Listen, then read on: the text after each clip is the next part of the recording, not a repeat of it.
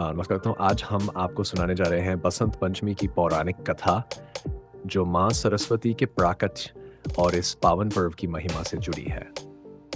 सृष्टि के प्रारंभिक काल की बात है। भगवान विष्णु की आज्ञा से ब्रह्मा जी ने जीवों की, विशेषकर मनुष्य योनि की रचना की। लेकिन अपनी सृष्टि को देखकर ब्रह्मा संतुष्ट नहीं थे।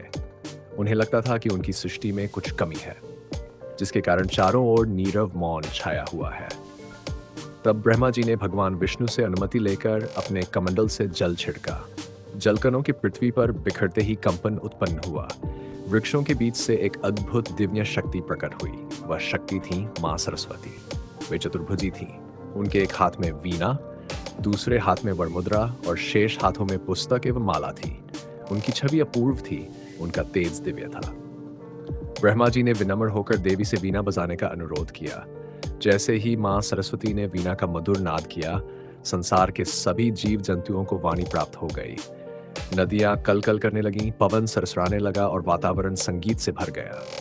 ब्रह्मा जी ने उन्हें वाणी की देवी घोषित किया और कहा, आप हमारी बुद्धि, प्रज्ञा और मनोवृत्तियों की संरक्षिका होंगी। माँ सरस्वती को बागीश्वरी, भगवती, शारदा, वीणावादिनी और वाग्देवी जैसे अनेक नामों से पूजा जाने लगा। वे विद्या और बुद्धि की दात्री है और संगीत की उत्पत्ति भी उन्हीं से हुई है। एक वेद में भी उनका उल्लेख मिलता है, फ्रणो देवी सरस्वती वाजे भिर्वजिनीवती धीनाम नित्रेयवतु। अर्थात माँ सरस्वती ही हमारी चेतना और मेधा की अधिष्ठात्री देवी हैं।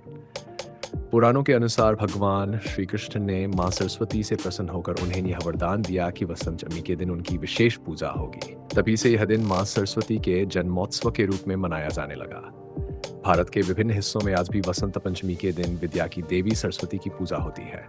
बच्चे इस दिन पहली बार अक्षर ज्ञान आरंभ करते हैं। विद्यालयों, घरों और मंदिरों में माँ शारदा की आराधना होती है। हालांकि पतंगबाजी का वसंत पंचमी से सीधा संबंध नहीं है, लेकिन प्राचीन काल से ही ये रिवाज भारत में लोकप्रिय हो गया। कहा जाता है कि पतंग उड़ाने की परंपरा चीन से होकर कोरिया, जापान और फिर भारत पहुंची। आज ये पर्व रंग, उल्लास और जान का उत्सव बन चुका है। अतः बसंत पंचमी का दिन हमें यह संदेश देता है कि ज्ञान ही सच्ची शक्ति है और माँ सरस्वती ही उसका स्रोत है। संगीत धीरे धीरे ऊंचा हो। जय माँ सरस्वती।